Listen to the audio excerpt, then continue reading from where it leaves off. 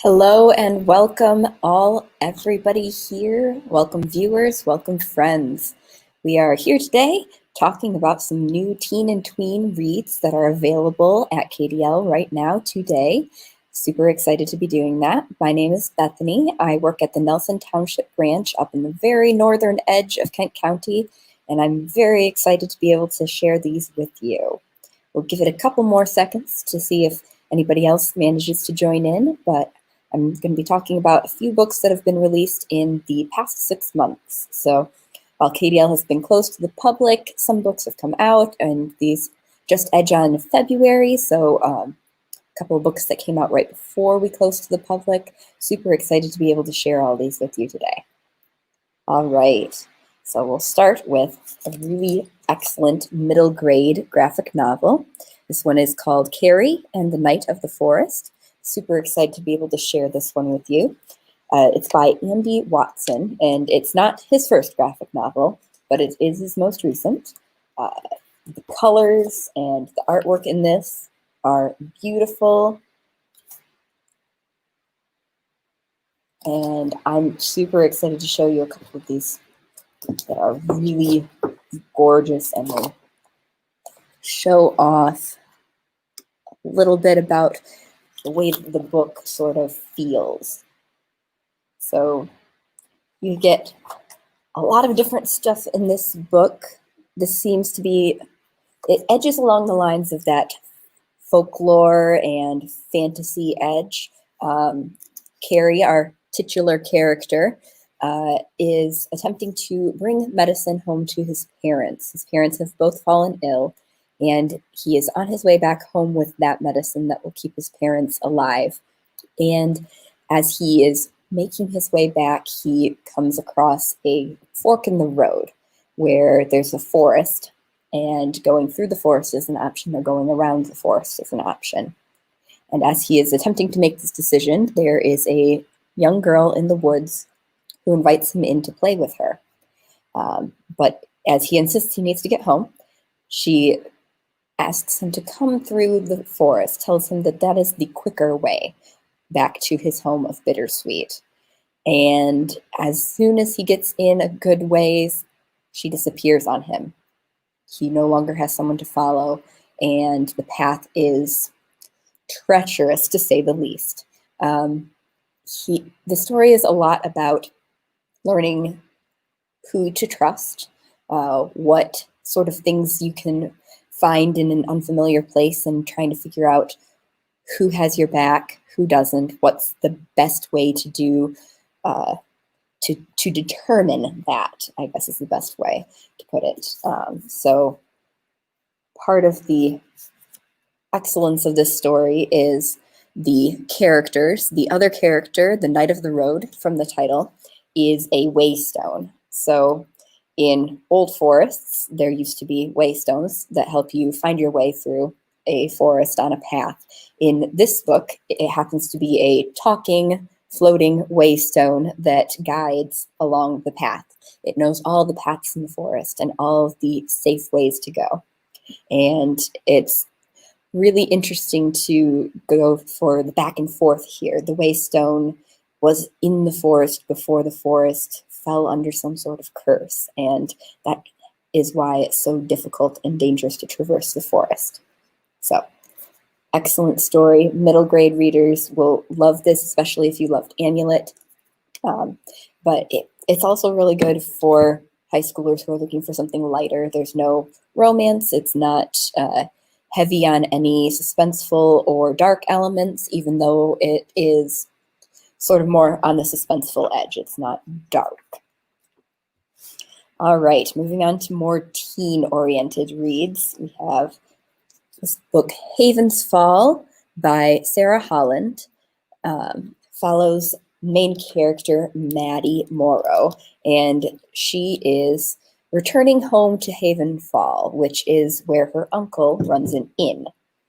This is a fantasy science fiction book about meeting between different worlds. And the best part about that meeting between different worlds idea is usually going to visit all of those worlds that you are joined up against. But the story focuses very much upon Haven's Fall, the inn where those worlds meet, but you never interact with them.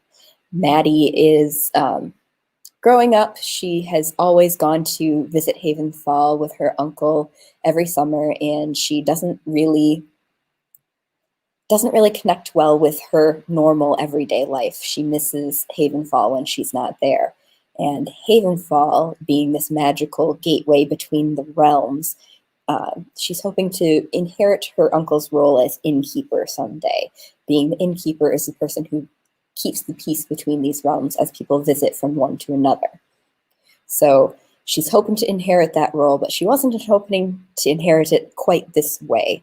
Right at the beginning of the story, a terrible accident occurs, and her uncle is unconscious and ill for the majority of the novel. She is left in the role of innkeeper, one that she has so desired for so long, but this is not the way she wanted it to go. And the accident that left her uncle unable to fulfill his role as innkeeper also occurred alongside other incidents between different realms that made it very difficult for Maddie to take on this role and figure out who is telling the truth, what is meant by what is said by different people. She has a boyfriend, sort of, a love interest that had been there but is gone, missing for part of the story, a good part of the story, and a new love interest that comes in. She's very, very interested in making sure that everything remains peaceful. Havenfall has been in her family for generations, and she doesn't want to lose it to chaos, to one realm over another, and she's working very hard to attempt to maintain that balance that the accords between these different realms requires. However, if you're learning something like this, if you're making new headway into something that you've never experienced before and a job you've never done before, you're going to make some missteps.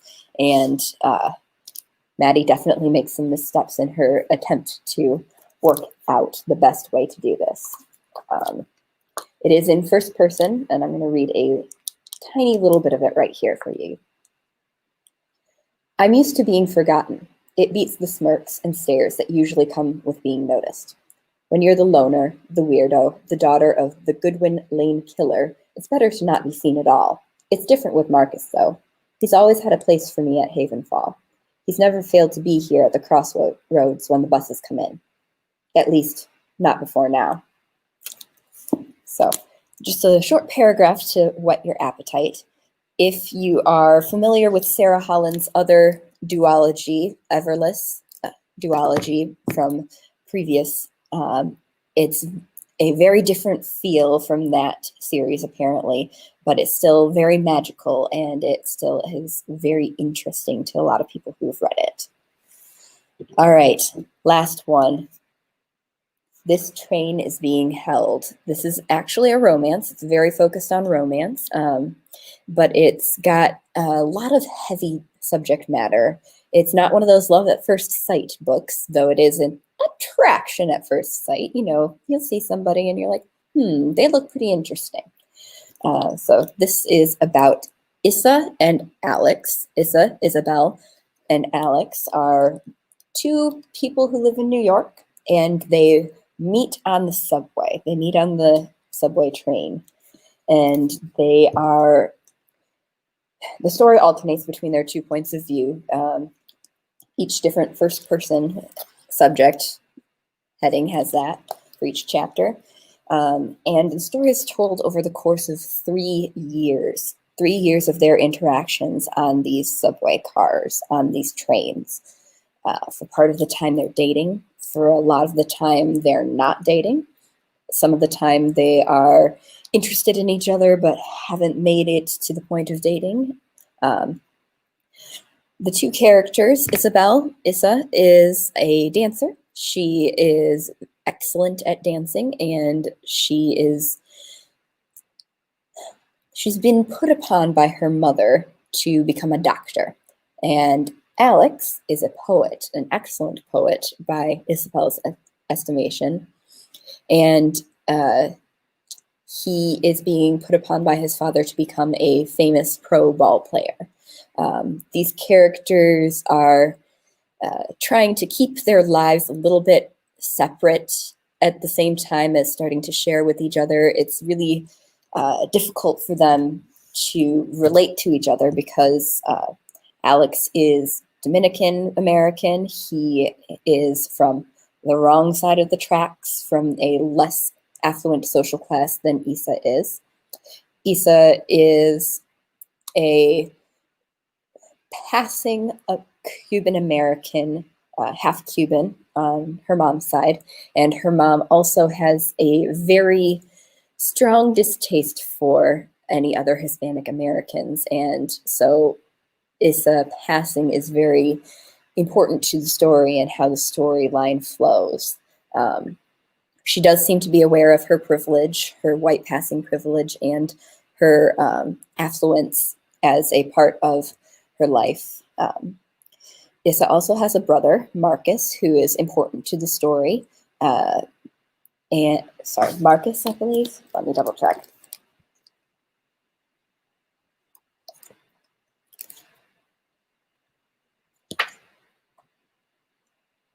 I can't remember. But her brother Marcus, I'm going to say Marcus, is very important to the story because Issa and he are at crossroads on occasion. Marcus suffers from bipolar disorder, and it is part of the book how her family is dealing with that and reconciling with that. Her mom being a person who is very pushy, and her dad working all the time. Alex, his parents are divorced. He has a younger brother, Danny, and their character interactions are very important to the story as well. They're pushing back and forth on each other, ribbing, very amazing. There's a lot of Spanish in this book because the Dominican American families speak to each other in both Spanish and English. And because of that, we don't actually get a lot of translation. So if you're struggling with some of the book, you may want to look up some of the meanings. But I think that that's really important actually to how the book flows, knowing that those characters know and understand and think differently than everybody else because of their heritage.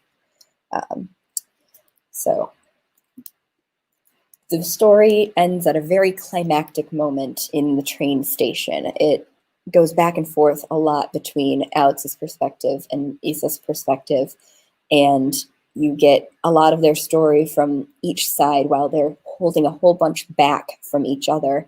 We still get a lot of idea about what their home life is like, why they don't talk to each other about their actual home lives, and what makes them tick throughout the story. But through it all, you get this sense that chance meeting, that first chance meeting, is a driving force for their futures. So something that's going to push them and give them a little bit of hope, a little bit of fear for the future. Super, super good story. I loved this story a lot. All right. Thank you, everyone, for joining. Hopefully next time we are on, we will be able to talk about some more awesome fiction. I'm going to go over these titles and authors one last time. We have Carrie and the Night of the Forest by Andy Watson. We've got Havenfall by Sarah Holland. And we had This Train is Being Held by Ismay Williams. So these really excellent works are on shelf, available at KDL right now. Go ahead and put them on hold. We are happy to help you with curbside or through, we are open now from 1 to 5 p.m. to the public. So come in and visit us. We are happy to see your faces, even if they are covered by masks. Thank you so much and have a great day.